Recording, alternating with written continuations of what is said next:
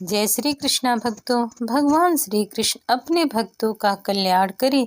आज हम इस प्रसंग में भगवत तत्व का ज्ञान, प्रारब्ध कर्म की प्रबलता और भक्ति का उत्कर्ष के बारे में जानेंगे, जो कि पद्म पुराण के उत्तरखंड से लिया गया है।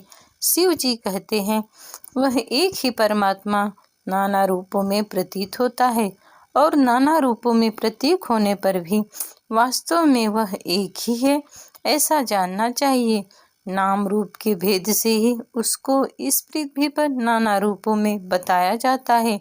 जैसे आकाश प्रत्येक घट में पृथक पृथक स्थित जान पड़ता है, किंतु घड़ा फूट जाने पर वह एक अखंड रूप में ही उपलब्ध होता है, उसी प्रकार प्रत्येक शरीर में पृथक पृथक आत्मा प्रतीत होती है, परंतु उस शरीर रूप उपाधि के भग्न होने पर वह एकमात्र सुस्थिर सिद्ध होता है। सूर्य जब बादलों से ढक जाते हैं तब मूर्ख मनुष्य उन्हें तेजोहीन मानने लगता है। उसी प्रकार जिनकी बुद्धि अज्ञान से आवृत है, वे मूर्ख परमेश्वर को नहीं जानते। परमात्मा विकल्प से रहित और निराकार है। उपनिषदों में उसके वर्णन का स्वरूप किया गया है।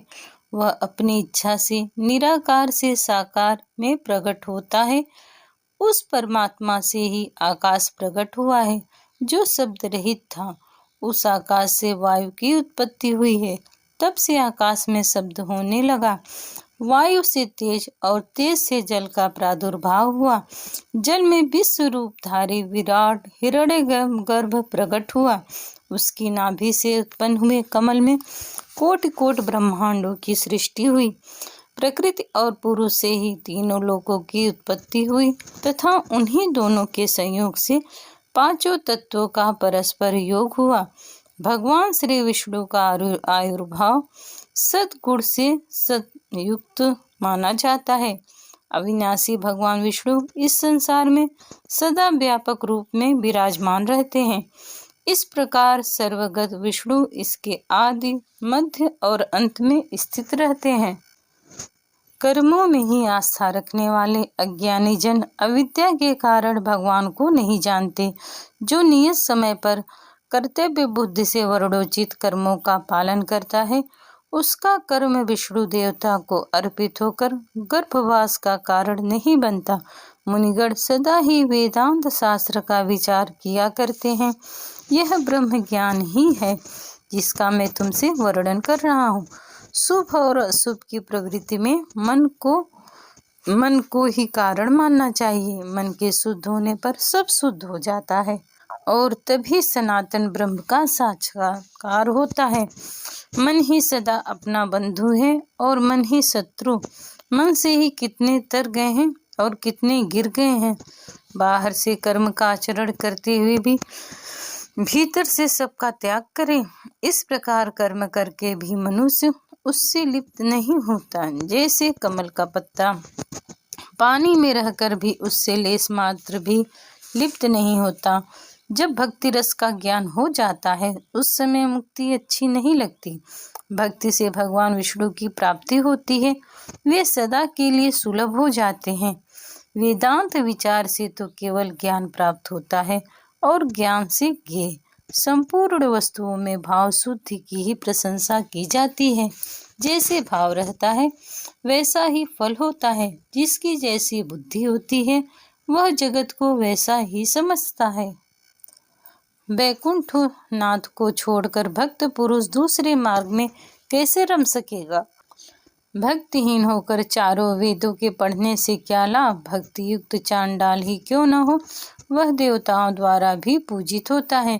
जिस प्रकार श्री हरि के स्मरण जनित प्रशंसा से शरीर में रोमांच हो जाए और नेत्रों से आनंद के आंसू बहने लगे, उस समय मुक्तिदासी बन जाती है।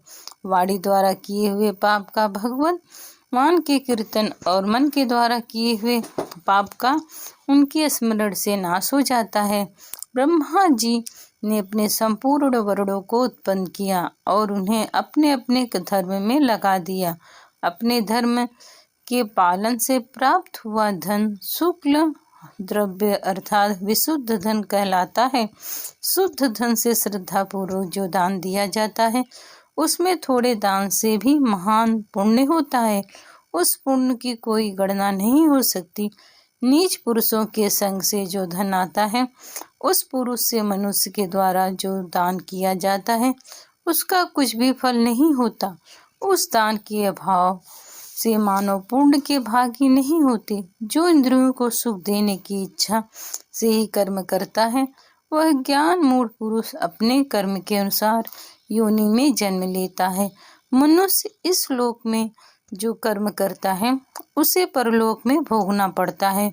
पुण्य कर्म करने वाले पुरुष को निश्चय ही दुख कभी प्राप्त नहीं होता। यदि पुण्य करते समय शरीर में कोई कष्ट हो, तो उसे पूर्व जन्म में किए हुए कर्म का फल समझकर दुख नहीं मानना चाहिए।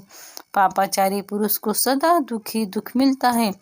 यदि उस समय उसे कुछ सुख प्राप्त हुआ हो, तो उसे पूर्व कर्म का फल समझना चाहिए और उस पर हर्ष से फूल नहीं उठाना चाहिए। जैसे स्वामी रश्मि में बंधे हुए पशु को अपनी इच्छा के अनुसार इधर उधर ले जाया करता है, उसी प्रकार कर्म बंधन में बंधा हुआ जीव सुख और दुख की अवस्थाओं में ले जाया जाता है। प्रारब्ध कर्म से बंधा हुआ जीव अपने बंधन को दूर करने में समर्थ नहीं होता। देवता और ऋषि भी कर्मों से बंधे हुए हैं। कैलाश पर्वत पर मुझे महादेव के शरीर में स्थित सर्प भी विष के ही भागी होते हैं, क्योंकि कर्मानुसार प्राप्त हुई योनि बड़ी ही प्रबल है। विद्वान पुरुष कहते हैं कि सूर्य सुंदर शरीर प्रदान करने वाले हैं, परंतु उनके ही रथ का सारथी पंगु है। वास्तव में कर्म योनि बड़ी ही प्रबल है। पूर्व काल में भगवान विष्णु द्वारा निर्मित संपूर्ण जगत के कर्म अधीन है और वह कर्म श्री केशव के अधीन है। श्री राम नाम के जप से उसका नाश होता है, क्योंकि देवताओं की प्रशंसा करते हैं, कोई औषधियों की महिमा के गीत गाते हैं, कोई मंत्र और उनके द्वारा प्राप्त सिद्धि की महत्ता बतलाते हैं, कोई बुद्धि पराक्रम उद्यम साहस धैर्य नीति और बल का बखान करते हैं। परंतु मैं उस कर्म की प्रशंसा करता हूँ, क्योंकि सब लोग कर्म के ही पीछे चलने वाले हैं। यह मेरा निश्चित विचार है तथा पूर्व काल के विद्वानों ने भी इसका समर्थन किया है। कुछ लोग क्रोध में आकर सर्वस्व त्याग देते हैं, कोई अभाववश सब कुछ छोड़ते हैं तथा कुछ लोग बड़े कष्ट से सबका त्याग करते हैं। ये सभी त्याग मध्यम श्रेणी के हैं। अपने बुद्धि से खूब सोच विचार कर और क्रोध आदि के वशभूत न होकर श्रद्धा पूर्वक त्याग करना चाहिए।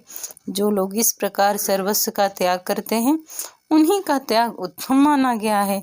योगाभ्यास में तत्पर हुआ मनुष्य यदि उसमें पूर्णता न प्राप्त कर सके और प्रारब्ध कर्म की प्रेरणा से वह साधन में विचलित हो जाए, तो भी वह उत्तम गति को प्राप्त होता है। योग भ्रष्ट पुरुष पवित्र आचरण करने वाले श्रीमानों के घर में जन्म लेता है अथवा ज्ञानवान योनियों के यहाँ द्विज कुल में जन्म ग्रहण करता है तथा वहाँ थोड़े ही समय में पूर्ण योग सिद्धि प्राप्त कर लेता है। इसके पश्चात वह योग एवं भक्ति के प्रसाद से चिदानंदमय पद को प्राप्त होता है। जैसे कीचड़ से कीचड़ तथा रक्त से रक्त को नहीं धोया जा सकता, उसी प्रकार हिंसा प्रधान यज्ञ कर्म में कर्म जनित मल को कैसे धोया जा सकता है। हिंसा युक्त कर्म में सकाम यज्ञ कर्म बंधन का नाश करने में कैसे समर्थ हो सकता है। स्वर्ग की कामना से किए हुए यज्ञ सरलोक में अल्प सुख प्रदान करने वाले होते हैं। कर्म जनित सुख अधिक मात्रा में हो तो भी वह अनित्य ही होते हैं। उनमें नित्य सुख ही है या नहीं। भगवान श्री हरि की भक्ति के बिना कहीं कुछ भी सुख नित्य नहीं मिलता।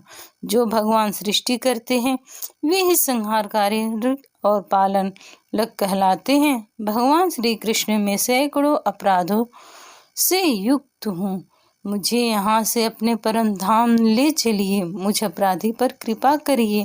आपने ब्याग को मोच दिया, कुब्जा को तारा।